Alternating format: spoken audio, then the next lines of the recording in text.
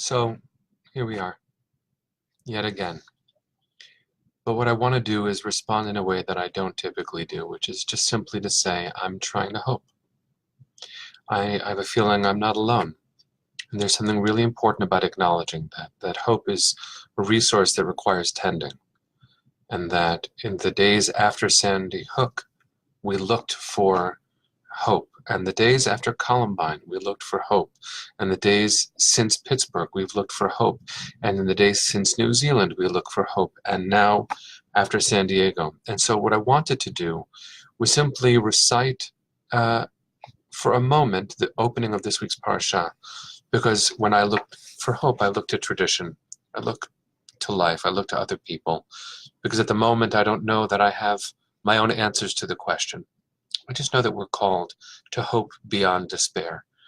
You know, both Abraham Joshua Heschel and Elie Wiesel said that the worst sin is despair. So we can't do that. We have to think, and we have to feel, and we have to hope. So this week is Parshat Acharei Mot, which literally means after the death. After the death of two children of Aaron, Nadav and Avihu. And it's very powerful just to recognize that the name of the parsha is Acharei Mot, after death. So after death, what do we do? So listen to what the command through Moses is to Aaron, who just lost his sons. Daber el Aaron achicha, ve'al yavo b'chol et el hakodesh libeit laparochet, el pnei hakaporet asher al ha'aron v'lo yamut, ki be'anan era'eh al hakaporet. So the translation I have here, the JPS, is to Moses, tell your brother Aaron that he is not to come when he wants, at will, into the shrine behind the curtain in front of the cover that is upon the ark, lest he die, for I appear in the cloud over the cover.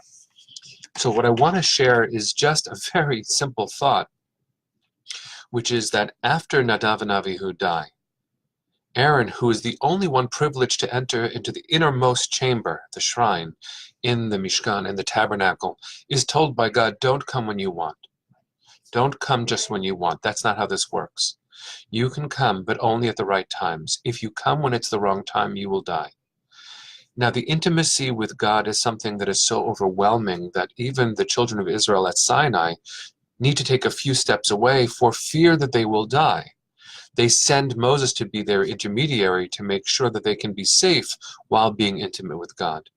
And in fact, when Moses himself goes close with God, he is so transformed that he suddenly has to wear a veil because people are too afraid by the light that shoots out from him because of that intimate encounter with God. An encounter with God comes in many, many forms. Many times we go to church or mosque or shul or to family or to ourselves for that deep intimacy with God. But the kind of intimacy that Aaron is told to be careful around is one that eviscerates life. To peer so close into the mystery, and I would say in this moment, to enter the agony in a pure way and to stay there would eviscerate life and hope. Which means that Acharei Mot, in the aftermath of death, we are called not to die. Very, very, very profound and very, very, very simple. So you can't find hope right now? Stay alive. You will hope tomorrow. There's something very important about the fact that this week's parsha is named Acharei Mot because there is life. There must be life after death happens. How can we stay true to the legacy of the woman who died to protect another person? I think it's to recognize that this pain is overwhelming and we cannot live in it. We have to do something about it and prevent it for other people so that we can take our stand for life. So in this moment during the Shiva that we are all feeling in some very deep ways, this is Acharei Mot. And once this week's Parsha is over, it happens to coincide with when Shiva will end. So we get up and then we do the next two names of the next two Torah portions, Kedoshim Emor. Say that they are holy. Say that all people are holy and worthy of protection. So yes, of course, in America, this has to do with attacking the fetishized idol worship of weapons. But it has more to do with having a sound and hopeful soul, tending to our own hearts, and making sure that we don't stay home, and we walk out and we breathe the air, and we make a friend. We find a neighbor.